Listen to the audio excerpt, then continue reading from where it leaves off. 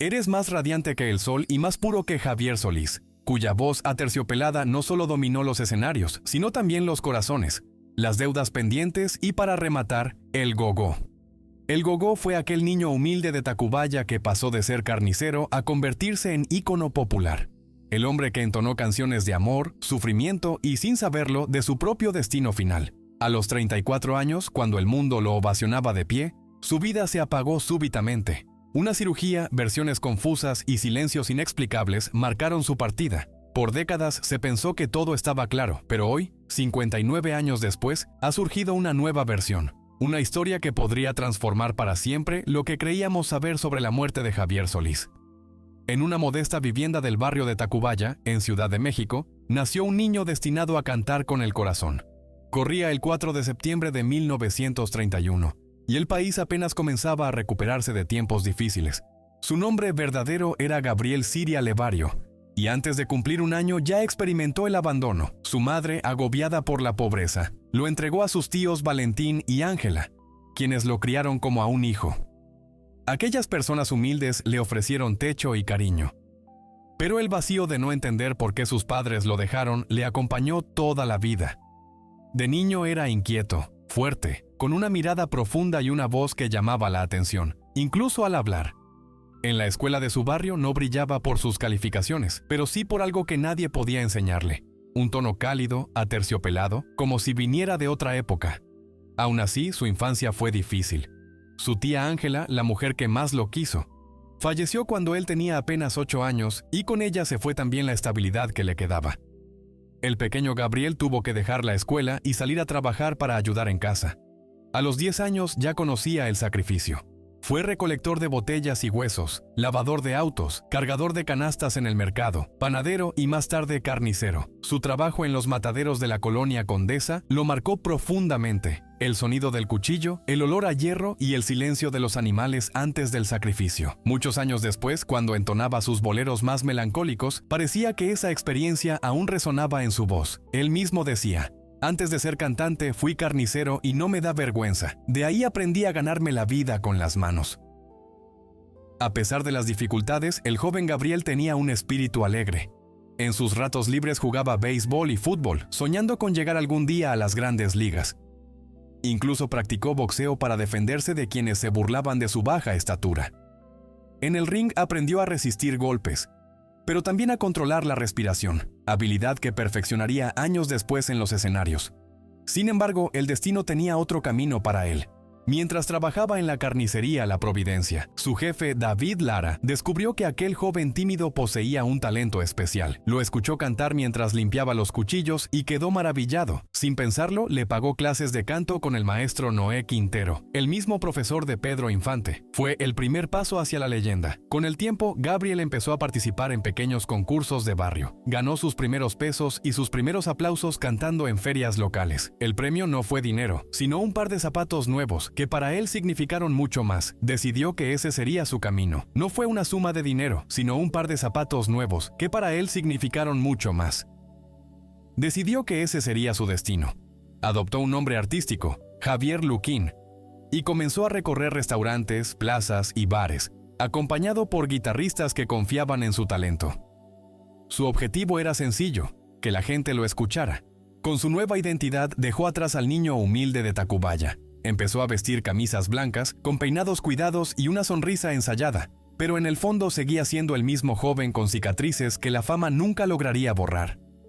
El cambio verdadero llegó a mediados de los años 50.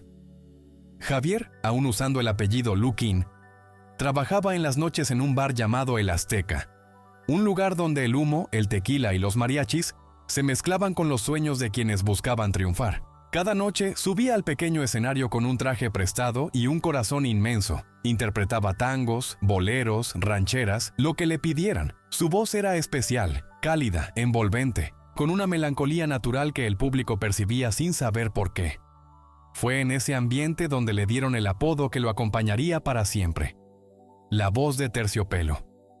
Una noche de 1955, entre copas y guitarras, el destino volvió a llamar a su puerta. Julio Rodríguez, ex primera voz del legendario trío Los Panchos, lo escuchó cantar. Rodríguez quedó impresionado y le preguntó: ¿Tienes algo que el público necesite escuchar? Días después lo llevó a una audición con Felipe Valdés Leal, director artístico de Discos Columbia en México. El resultado fue inmediato. La compañía quedó maravillada y le ofrecieron grabar su primer sencillo con 2 canciones. ¿Por qué negar? ¿Y qué te importa? Era 1955, y en México nacía una nueva estrella. Para ese entonces ya había dejado atrás su antiguo nombre. Según cuentan, los mariachis del bar solían anunciarlo como el solista, y de esa broma surgió su apellido artístico Solís. Así nació oficialmente Javier Solís, el hombre que revolucionaría la música popular mexicana. El éxito no tardó en llegar. En 1957, mientras el país lloraba la muerte de Pedro Infante, Javier se subió a una cripta durante el funeral del ídolo y, con lágrimas en los ojos, interpretó Grito Prisionero. Fue un gesto sincero, pero también simbólico. Ese día México perdió a un ídolo y encontró a otro. La prensa comenzó a hablar de él como la nueva voz del bolero ranchero, un género que hasta entonces vivía a la sombra de las canciones tradicionales de rancho.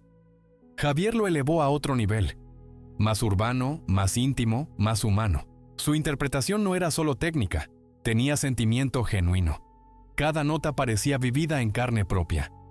Felipe Valdés Leal le aconsejó dejar de imitar a Infante y cantar con su propio estilo. Ese fue el punto de inflexión. De ahí surgieron éxitos como Llorarás, Llorarás, Sombras, Payaso y En mi viejo San Juan, himnos que lo catapultaron al corazón de toda Latinoamérica. En apenas unos años grabó casi 400 canciones, 70 discos y participó en más de 30 películas. Su voz traspasó fronteras. Cantó en Estados Unidos, Puerto Rico, Centro y Sudamérica, llenando teatros como el $1 Million de Los Ángeles y el Lyceum en Puerto Rico. En 1965, incluso Frank Sinatra expresó su admiración por él y lo invitó a grabar en Nueva York. En una foto histórica, ambos aparecen juntos, el ícono del inglés y la voz del español. La crítica lo ovacionaba. Las disqueras competían por tenerlo y las salas de cine se llenaban para verlo actuar junto a figuras como María Victoria, Rosita Quintana y Antonio Aguilar. En esos años, Solís parecía invencible.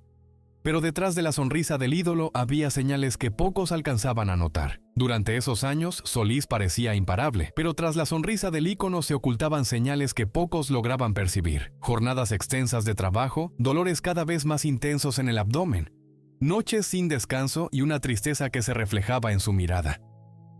Ante el público cantaba con pasión, pero en los camerinos el silencio era distinto. A veces se quedaba contemplando el vacío, susurrando versos de canciones melancólicas como si intuyera que algo estaba por venir. Y aunque el mundo lo veía triunfar, su voz de terciopelo comenzaba a quebrarse, no por falta de talento, sino por el destino. Sin saberlo, Javier Solís estaba escribiendo los últimos episodios de su vida, la enfermedad y su desenlace inesperado. A mediados de los años 60, Javier Solís vivía el punto culminante de su carrera y, paradójicamente, el momento más delicado de su existencia. Su agenda era agotadora. Giras internacionales, películas, sesiones de grabación y presentaciones nocturnas sin pausa. Las luces del escenario lo iluminaban con intensidad, pero cada vez que bajaba el telón, el dolor regresaba. Un dolor agudo y persistente justo bajo las costillas. Él lo llamaba una molestia pasajera, pero los médicos sabían que no lo era. Desde hacía años sufría de piedras en la vesícula, un problema que se agravaba con el esfuerzo, las comidas irregulares y la falta de descanso. Sin embargo, Javier desconfiaba profundamente de la medicina convencional. Temía al quirófano, a los hospitales, a las agujas. Prefería los remedios naturales, los consejos de curanderos y los tratamientos homeopáticos con pequeñas pastillas dulces. Durante años intentó calmar el dolor con pastillas blancas, infusiones y reposo, sin saber que el daño interno avanzaba silenciosamente. La voz de terciopelo seguía sonando perfecta, pero su cuerpo ya no respondía. Había noches en que apenas podía respirar sin sentir una punzada ardiente en el abdomen. Sus compañeros de grabación lo veían palidecer entre toma y toma mientras él fingía que todo estaba bien. Nunca quiso cancelar un concierto. Decía, «El público no tiene la culpa de mis dolores». En abril de 1966, mientras filmaba su última película, Juan Pistolas, el dolor se volvió insoportable. Se dice que un día, al mover una caja de rifles durante el rodaje, sintió una punzada brutal. Su vesícula, saturada de cálculos, había colapsado. Fue llevado de urgencia al Hospital Santa Elena en la Ciudad de México. El equipo médico insistía en operarlo de inmediato, pero Solís se negó repetidamente. No quería que lo intervinieran, hasta que le mostraron una radiografía donde se veían claramente las piedras acumuladas y aceptó someterse a la cirugía. El doctor Francisco Zuviría fue quien realizó el procedimiento. Según los informes, la operación fue exitosa, pero el cuerpo de Javier ya estaba muy débil. Los días siguientes fueron de sufrimiento silencioso, fiebre, mareos, debilidad. Aún así, quienes lo visitaban recuerdan que se mostraba tranquilo, a veces bromeaba, otras miraba por la ventana con una calma extraña, como si aceptara que su tiempo se acababa. «Estoy cansado, pero en paz», habría dicho. El 19 de abril de 1966, a las 5:45 de la mañana, el ídolo se incorporó lentamente en su cama, miró al techo, respiró profundo y pronunció apenas 2 palabras: «Dios mío». Después, su corazón se detuvo. Tenía solo 34 años. En cuestión de minutos, la noticia conmocionó a todo México. Las radios suspendieron su programación, las disqueras se saturaron por la demanda de sus discos y el país entero se vistió de luto. Miles de admiradores acudieron al Panteón Jardín para darle el último adiós. Y toda la nación se cubrió de tristeza. Miles de seguidores acudieron al Panteón Jardín para brindarle un último homenaje. Algunos sollozaban desconsolados, mientras otros entonaban sus melodías como si él todavía pudiera escucharlos.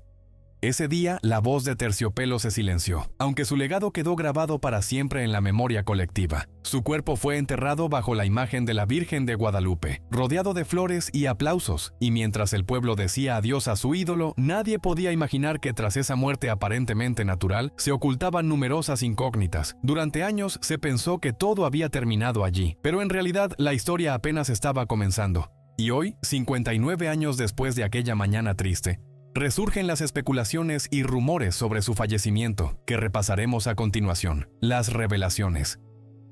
Amores prohibidos.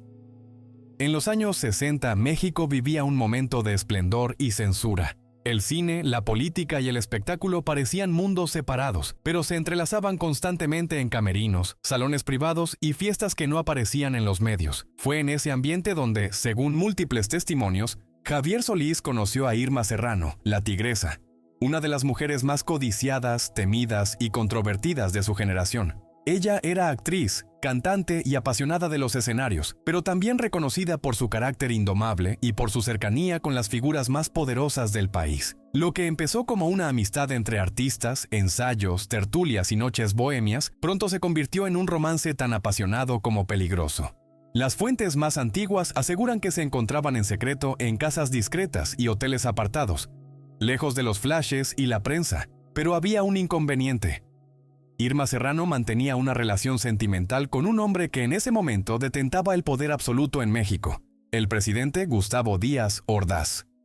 Díaz Ordaz era un político conservador, reservado y temido, que gobernaba el país con mano firme y cuyo círculo íntimo estaba rigurosamente vigilado. Cuando comenzaron los rumores de que la Tigresa se veía en secreto con un cantante, los agentes de inteligencia y seguridad presidencial comenzaron a seguirla. Las crónicas de la época relatan que uno de esos informes llegó directamente al escritorio del mandatario con fotografías y nombres, entre ellos uno resaltado en tinta roja, Javier Solís. Lo que sucedió después nadie puede confirmarlo, pero todos lo murmuran en voz baja. Se dice que una noche, luego de una fiesta privada donde Serrano y Solís coincidieron, el cantante fue interceptado al salir del lugar por un grupo de hombres. Le exigieron que se apartara de ella, que no volviera a mencionarla ni a mostrarse públicamente con ella. Solís, conocido como Derco, no hizo caso. Continuó viéndose con Irma, aunque cada vez con mayor discreción, hasta que llegó la advertencia final. Según la versión más difundida entre sus allegados, aquella noche en que fue ingresado al hospital no solo sufría por un problema en la vesícula, sino también por una brutal golpiza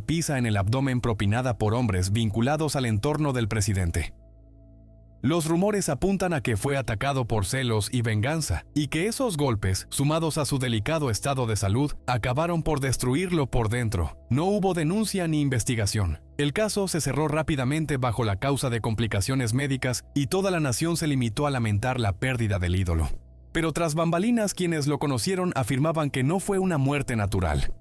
Lo mataron por amor, decía un músico que lo acompañó en sus últimas giras. No fue un fallecimiento natural. Lo asesinaron por amor, afirmaba un músico que lo acompañó en sus últimas presentaciones. Aunque Irma Serrano nunca confirmó públicamente esa relación, tampoco la desmintió de forma categórica. Años más tarde, cuando le preguntaron por Javier, respondió con misterio. Era un hombre bello, noble, pero el destino no lo perdonó.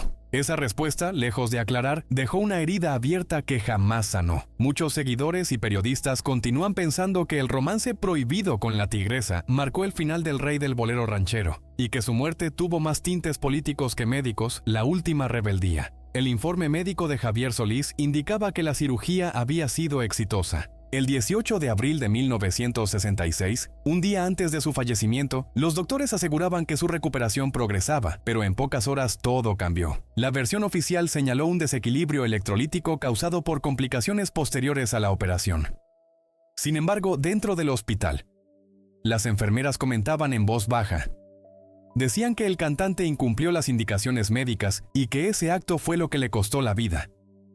Una enfermera declaró años después que lo sorprendió comiendo trozos de hielo cuando tenía estrictamente prohibido consumir agua o líquidos. Otra versión más dramática sostiene que, aprovechando un descuido del personal, pidió una jarra de limonada. La bebió entera y minutos después comenzó a sentirse mal. Su estómago no resistió el cambio. Su presión arterial cayó estrepitosamente y su corazón, ya debilitado por la cirugía, no soportó más. El médico homeópata que lo atendía, Manuel Trillanes, confirmó que Javier no siguió las indicaciones, pero negó lo del hielo. Para él, la limonada fue la verdadera causa del colapso. En ambos relatos, el desenlace fue el mismo. Un acto de desobediencia que resultó fatal. Lo más extraño es que días antes, el propio Solís había confesado a un amigo cercano: "Prefiero morir que seguir con este sufrimiento". El misterio del expediente desaparecido. Si algo alimenta la duda sobre su muerte, es lo ocurrido después. Cuando los periodistas comenzaron a indagar, el expediente médico del Hospital Santa Elena había desaparecido. Ni su familia, ni su representante, ni la prensa lograron obtenerlo jamás. El doctor Francisco Zubiría, quien realizó la operación, fue duramente cuestionado. No aparecía como cirujano en los registros oficiales y su trayectoria estaba llena de irregularidades. Algunos afirmaron que el hospital intentó ocultar una negligencia médica, otros que fue un error burocrático. Pero la realidad es que la historia se volvió más turbia. Según testimonios, después de la operación, el cantante sí tenía permitido ingerir líquidos suaves como jugo de manzana, lo que contradice la versión de la limonada fatal. Nada encajaba. Y lo más inquietante, cuando la familia solicitó los resultados de laboratorio y las notas de enfermería, nadie supo decir dónde estaban. El caso se cerró sin una investigación formal. Una voz tan grande desapareció y ni siquiera quedó un documento que explicara por qué. Sus dos mujeres. El escándalo estalló en el mismo hospital mientras el ídolo luchaba por su vida. Dos mujeres se presentaron reclamando ser su esposa. Se enfrentaron en los pasillos del Santa Elena y ambas mostraban documentos, anillos y sobre todo un mismo reclamo. Soy la mujer de Javier. El personal médico quedó paralizado. Los gritos, las acusaciones, las lágrimas y en medio de todo, un hombre al borde de la muerte que solo pedía tranquilidad. Acusaciones, lágrimas y en medio de todo, un hombre al filo de la muerte que solo anhelaba paz. Se dice que él mismo suplicó que cesaran las disputas, que su tiempo estaba por terminar, pero nadie prestó atención. Aquella escena fue apenas la punta del iceberg. Tras su fallecimiento salieron a la luz varios matrimonios simultáneos. Se sabe que contrajo nupcias formalmente al menos en 4 ocasiones, utilizando nombres falsos o rituales simbólicos para evitar procesos legales. Algunas bodas fueron religiosas, otras yaquis, sin validez legal, pero con la intención de aparentar ser auténticas. Cada hogar, cada relato tenía su propio Javier Solís. El padre cariñoso, el artista ausente, el amante pasajero. Con el tiempo se reveló que tuvo hasta 9 hijos reconocidos por diferentes mujeres. Unas lo amaban, otras lo confrontaban por abandono, y varias solo buscaban obtener una parte de la fortuna que dejó. El presentimiento entre todos los enigmas, quizá el más poético y a la vez el más inquietante, fue la intuición que Javier Solís tuvo sobre su propia muerte. Desde años atrás, sus amigos cercanos recordaban que solía decir: "No llegaré a viejo". Lo expresaba con serenidad, como quien acepta un destino inevitable. Durante la grabación de su último álbum, se le veía nervioso, apresurado, casi desesperado por concluirlo. Insistía en dejarlo terminado por si algo le ocurría. Ese disco incluía una canción que hoy suena como una profecía, Amigo Organillero. La melodía habla de la muerte, del cansancio de vivir, del deseo de descansar finalmente. Quiero morir. Ya no tengo amor tan puro y santo. Fue su despedida, aunque nadie la interpretó así. El día de su funeral, la disquera Columbia decidió lanzar esa misma canción al público. Los admiradores, al escucharla, estallaron en llanto. Para muchos fue una señal. La melodía sonaba mientras su cuerpo era sepultado en el Panteón Jardín. Una coincidencia demasiado cruel para ser casualidad. Incluso hay quienes afirman que antes de morir pidió a su familia: cuando me entierren, rieguen mi tumba con mucha agua. Una frase enigmática, simbólica, que ha sido interpretada de muchas maneras. Algunos creen que era una metáfora de purificación, otros una forma de exorcizar culpas o despedirse de su sufrimiento. Sea cual sea el caso, sus palabras quedaron grabadas como el último susurro de un hombre que sabía que su final estaba cerca. Amores prohibidos, desobediencia médica, negligencia, presentimientos y secretos familiares. Cada teoría intenta explicar lo ocurrido aquella madrugada del 19 de abril de 1966, pero ninguna logra disipar el misterio. A casi 6 décadas de su partida, Javier Solís sigue siendo una leyenda y su historia continúa generando preguntas sin respuesta. ¿Fue víctima del destino, de su propio descuido o de algo más profundo que nunca salió a la luz? Lo único seguro es que su voz de terciopelo aún resuena dulce y melancólica entre las sombras del bolero ranchero, recordándonos que incluso los ídolos en algún momento también temieron a la muerte. Déjanos tu opinión en los comentarios y si te gustan estas historias donde los ídolos muestran su lado más humano, no te pierdas nuestro video sobre Pedro Infante, donde revelamos los secretos que casi nadie se atreve a contar. Haz clic, suscríbete y prepárate porque lo que viene es increíble.